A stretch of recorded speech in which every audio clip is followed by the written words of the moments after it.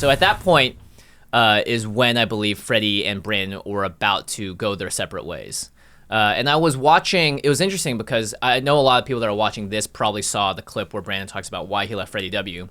And I was very intrigued because I'd never heard this side of it from him. My understanding of the situation was that Freddie and Brandon just wanted to do different things, right? Freddie wanted to go into more long form storytelling and movies and stuff. As is, I think, very typical and normal for a lot of film students that want to become directors. Actually, just people in general in LA want to become directors. And Brandon was going into the more game development side. And so as a result, it was like, cool, we're just going to go our separate ways. Brandon took over the Freddie W2 channel and was able to release stuff there, and then renamed it to Brandon JLA. And then Freddie took Freddie W and turned it into Rocket Jump, which was a larger conglomerate of him and a couple of our partners to make these long-form projects. But when I saw the Brandon video, he said the moment that he stepped on the set and saw a trailer for an actor, that was it. That was not what he wanted and what was important to him. And for me as an actor, it wasn't like I was offended or affronted by that, because this is my dream, is to keep doing bigger and cooler stuff. Because when I saw a trailer on set, to me that signified, wow, this is great. This is the culmination of all my hard work, that I get to, be an actor on set and be an actor and I'm part of something that's really big. And that's sort of what happens accommodations wise, is actors will get a trailer, there'll be a green room, there's gonna be crafty, there's gonna be all this stuff. And for me, it was really new, really fresh, and really exciting. So it's interesting to see the double parallels there, or not the parallels, just the difference in how Brandon saw that and how someone as the person that was in the thing saw it. And I think that's actually it's just like a very different world for me coming into it as a performer, because I cherish that opportunity a lot, because as an actor, it's not like, the reason I started doing YouTube is because you want more control over your own career and you want to do the stuff that you want to do. And acting in LA, especially as a minority back then, it was hard to find roles at all. So here I go getting offered a role that's basically one of the three main roles of a show that has a romantic love interest, kisses a person on screen, all this stuff that was breaking racial boundaries that really hadn't been done before. To me, it meant the world, because it meant that I got to represent myself and my culture and my people. And to, like if I was a kid growing up and I saw Ted Wong on screen, I would be so happy, because I never really had that otherwise. I had Short Round from Indiana Jones. I had Jackie Chan. I had Bruce Lee. And admittedly, Jackie Chan and Bruce Lee, very, very cool people. But Bruce Lee was gone before I was really alive. And Jet Li and Jackie Chan, as awesome as they were, never... you're a young kid growing up and you don't want to get bullied and you want girls to like you, and you don't ever see someone that looks like you on screen having success talking to a girl. You see the James Bonds out there, you see all the heroes, you see people in the Black and the Latino communities like Antonio Banderas and Wesley Snipes getting all the ladies. And it seems like a really shallow thing, but as a kid it means a lot, because it's just representation.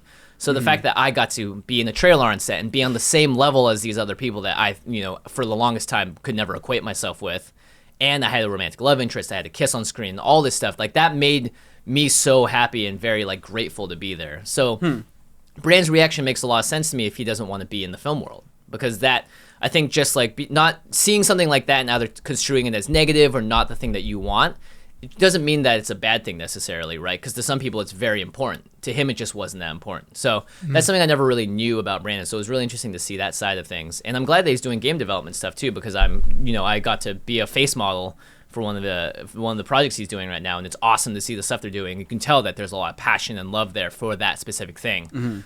So I think that's the big split that happened fundamentally, was you guys were working with the Collective at the time, and that's when Node was created, right? And I think gaming was the one thing that kept everyone all tied together. Yeah. Which is, we all share a love of video games. That's where Freddie and Brandon got their start, is making video game parodies, essentially. And that's where we all did our stuff. We made video game parodies. Yeah. Except for you, Clint. You did Cardboard Warfare, which is a cardboard parody. I don't know exactly what you know. It's like a war parody, I guess. It's like war parody. I did my game parodies. I did my Sleeping Dogs and Wolfenstein and that's right. That's right. Parodies. Those are just straight up cinematic interpretations. Yeah. But I want to get into what you just said though about Brandon having his opinion and his beliefs on his future. He's not interested in stuff with actors have trailers. I think it was the very formalized, set in, this is how we make stuff in Hollywood kind of thing. I think Brandon's always been the kind of person that likes to break out of that like create his own box kind of guy. Yeah, totally. Think outside that area. So I think that was, it must have felt confining or something to him. I don't know exactly how he felt, but I can understand where he's coming from. Well, I remember being on set with Brandon, and like we would look around at how many people would be standing around, and like he and I would be making fun of like the fact that like a set would have like 30 people literally not doing anything. Right. But it wasn't until I was on bigger sets that I kind of realized why that is. And sure, I mean, there's definitely sets that are run inefficiently for sure. But the other part of it is that, like, when you're on set, you are burning so much money per minute of just existing that extra people on hand doesn't really matter in terms of costs. What they matter for is, like, okay, cool, the scene's done.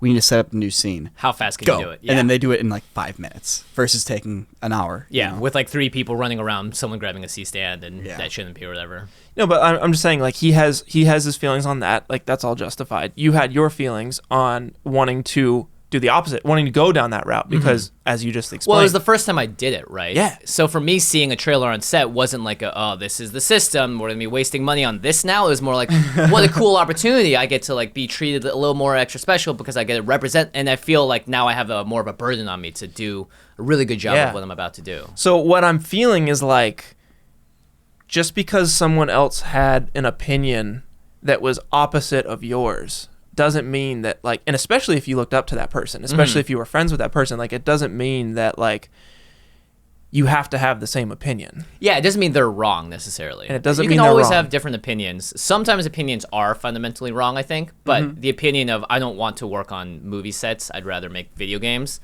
and flipping that, there's, like, you can definitely have both, and there's nothing wrong with that. Did you feel like a sense of like, oh man, like I totally understand, like a sense of empathy for Brandon's decision, like I understand why, and it's like you felt like were you ever influenced by his decision to, like, see that trailer and be like, this is lame, and, like, did it kind of, like, knock down the excitement and experience you had? I think after hearing him talk about that on the cast, I was a little... my first reaction was just being a little upset, which is like, oh man, this was something that was really special to me. Yeah. I know it was really special to a lot of people. The fact that it was formalized and that's what turned you off of it is a bummer, because I wish maybe, you understood how much it meant to me to have that as an actor. Yeah. And that was my approach to it. But I don't hold it against anyone, obviously.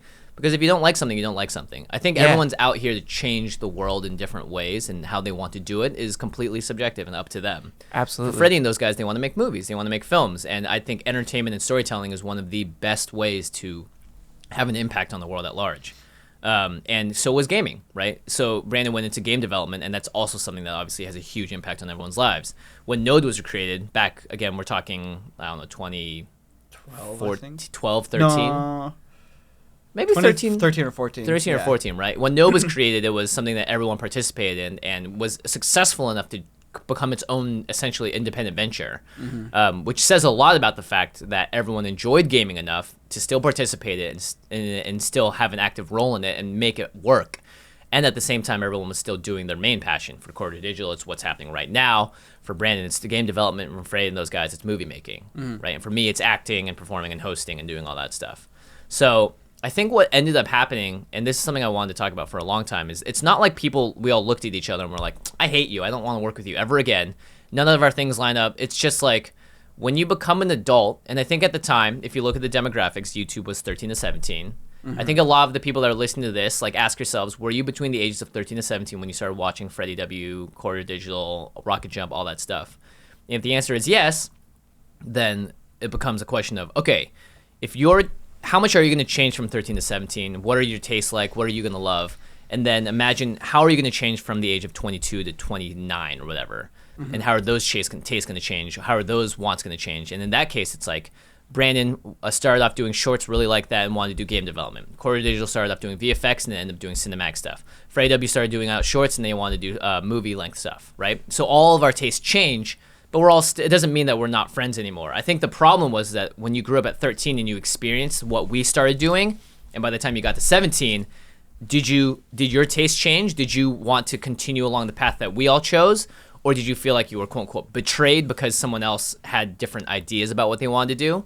Because I think that's where a lot of, like, internet entitlement comes from, is like, your taste may not have changed so much from 13 to 17, or what you expected didn't change so much. But for the people that were 22 to 29 that need to make a living, make themselves happy, have a life, like earn, figure out how they're going to survive in the world without the comfort of a family that can pay for their rent and, pay for their taxes, bills, and all that stuff. What are they doing that's going to change? And I think the problem is that fundamentally, the age difference makes you look at the people above you and maybe not understand that, like, oh, they're just doing what they want to do and makes them happy. I shouldn't hold them. I shouldn't make, like, I think the big misunderstanding is people seeing what happened to all of us going our different directions and thinking that there was some sort of fundamental split where we all hate each other or don't like each other, where it's just like, no, we're all just dudes living our lives. Mm-hmm. You from the younger side may not understand how that separates people the older you get. Mm-hmm. Like, it doesn't, you can't, I wish you could be friends with the same people for your whole life, but it's going to change. Your life is like a big tapestry, and people are going to weave in and out of it. And to expect that one person's going to be doing the exact same thing at 22 that at 29 that you loved when you were 13 is actually unreasonable. Because if I asked you, by the time that you get to that age and I say, hey, whatever you're doing right now, if I like it, you have to keep doing that for the rest of your life. That'd be an awful thing to ask of someone. It's like a selfish thing, It's like, it feels selfish, but at the same time, I don't think you know better when you're that young. No, of course not. But it's like, I'm digging the vibes right now. It's really nice, and like getting going from comfort to discomfort sucks. Yeah, like no one wants that. Yeah. And like, for one person, it might be comfort to continued comfort by continuing the thing they love doing, but the other person is like, yo, what about me? Yeah, like. And it's like, I know, it's like, but I can't live my life for somebody else, Yeah, totally. I think a lot of people, that's what YouTube was for a long time, which was like, cater to your audience. Give them what they want. But the internet changed, the algorithm changed, our own personal taste changed. And to think if we were doing the same thing, if you told me that I was going to be acting in the same level of stuff 7 years ago that I'm doing today, I'd hate it. I'd be like, no, please, never. I don't want to be doing the same thing. That's, as an artist, as someone that's creative, that's like one of the most stifling things you could ask of someone. You want to be challenged. Yeah, you want to be challenged. And I think everyone here has found different ways of doing that. Mm-hmm. So I have always like considered myself, and you too in a way, Clint, as someone that can float between all of these groups of people and maintain positive, healthy relationships with all of them. Mm-hmm. And so as a result, I think I have a good perspective on where everyone's been. I see Corridor Digital as a company that has now launched a very successful Patreon, has an amazing vlog series, has some great employees under their arm that all represent the brand and the lifestyle really well, and I think that's awesome, right? Like, I see that as a great natural evolution of where you guys started at, how you can grow your family. In a lot of ways, I'm trying to do similar stuff with my brand and all that as well. Mm-hmm. I see Rocket Jump as a company that got into making some of the big league stuff. They got to make 2 shows for Hulu, Dimension 404 and Rocket Jump the Show. They got to scale up the production. And they got to continue writing stories the way they wanted to, and now they're writing a lot of movies and getting, trying to go down that path, which is very hard, but that's what they want to do.